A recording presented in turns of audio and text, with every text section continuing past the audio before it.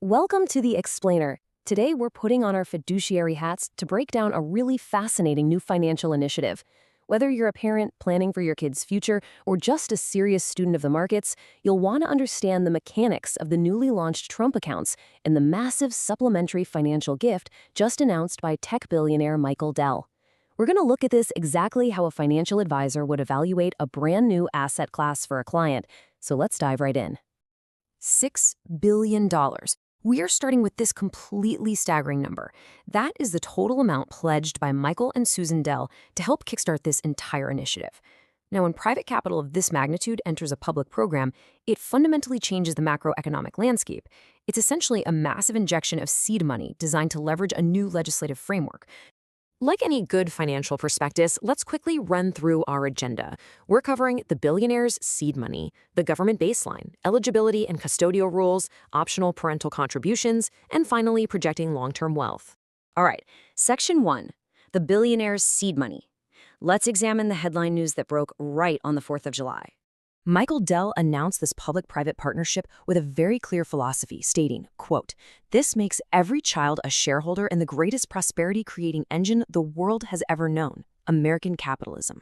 From an advisory standpoint, this isn't intended as just a cash handout. It's designed to be a literal equity stake.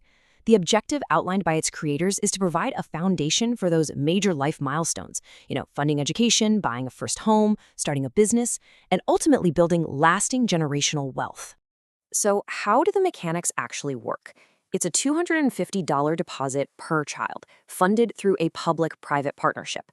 But here is the real kicker for us advisors. It's strictly capped at the first 25 million qualifying kids who sign up.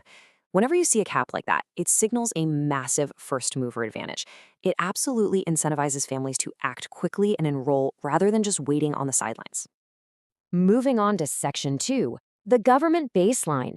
To truly understand Dell's gift, we have to look at the foundational product itself. The breakdown of the funding structure is pretty compelling. You have the core government baseline coming in at a solid $1,000 upon enrollment, which was a provision of new tax legislation announced a year ago. Then, paired alongside that is the supplementary $250 private gift from the Dells. So for those early adopters, you're looking at a foundational principal investment of $1,250 on day one, entirely funded from outside sources. Section 3, eligibility and custodial rules. You can't plan a portfolio if you don't know who qualifies, so let's break down how this works. To get in on this, families have to meet highly specific criteria. Step 1. The child must be born within a strict 4-year window between January 1st, 2025 and December 31st, 2028. Step 2 is the logistical trigger. Parents actually formally register the child right when they're filing their taxes. It's integrated straight into the workflow.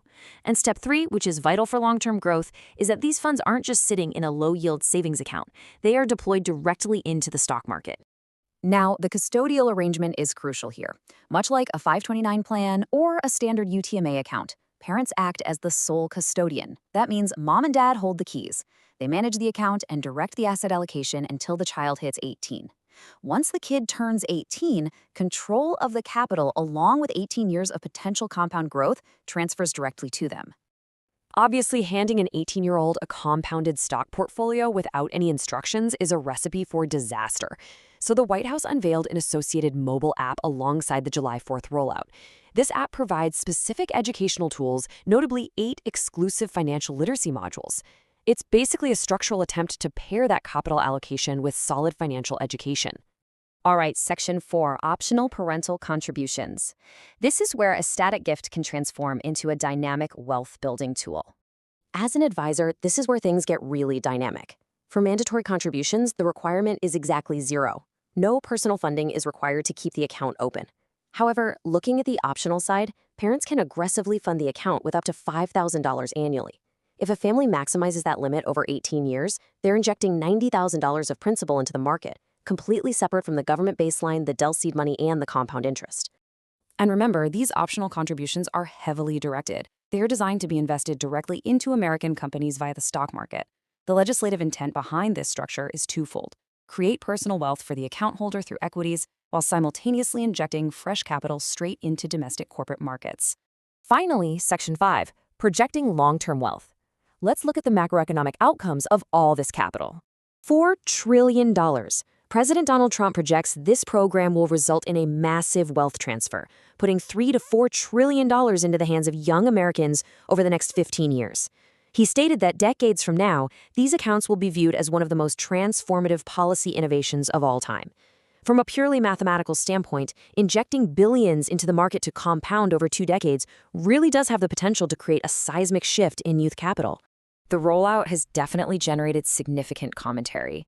Lawmakers, including Senator Ted Cruz, have lauded the Independence Day launch and the massive private contribution from the Dells, framing the entire initiative as, quote, an extraordinary birthday gift to celebrate the greatest nation in the history of the world. It is a very deliberate blending of national milestones with sweeping financial policy. So that leaves us with a fascinating final thought. We are looking at a policy that mechanically forces market participation right from birth. As these portfolios compound over time, what happens when tens of millions of children arrive at adulthood, not just as consumers or workers, but as literal vested shareholders in American capitalism? How will a fully invested generation reshape the future of the economy? It's a massive question that every financial planner, and honestly every citizen, is going to be watching closely over the next 2 decades. Thanks for joining me on this explainer, and keep studying the markets.